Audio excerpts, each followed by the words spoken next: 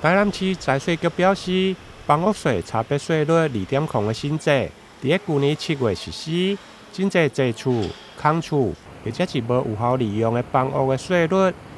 由1.5%到3.6%，调升为3.2%到4.8%。加上新订的爱设户籍，因此呼吁，如果伫2024年6月30进前已经使用自用主体，但还未办理户籍登记者，必须要伫开征进前的40天来提出申请。13年7月起，房屋税2.0的新制已经正式上路了哈。这次的房屋税新制有很多的一些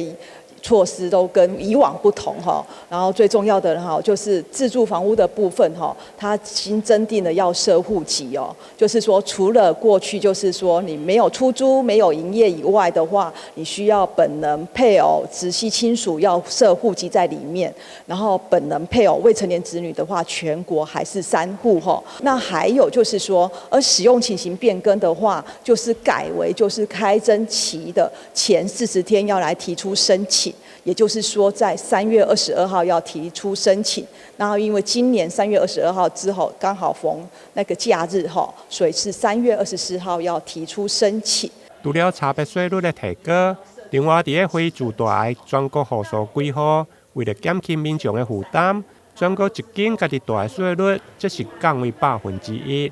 为了要减轻就是民众的负担，针对就是全国只有1间房子又做自住使用的话，它的税率就是调降为1%。那就是在台南市的话，111年的房屋现值在152.6900元以下的房子都适用哦。还是要再次提醒，就是自住房屋的部分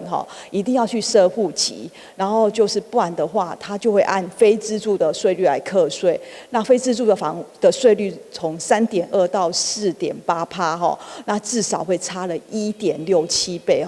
另外，为保障民众的权益，只要伫113年6月底之前符合家己大的房屋，但无设户籍者，财税局嘛会寄辅导通知，提醒民众要赶紧来设户籍，上班今年3月20日之前要来申请。申请的方式会用向列各分局、跨区的柜台亲自申请，或者是透过网络、税务入口的网站、邮寄，拢会用来申请。台南新闻综合报道。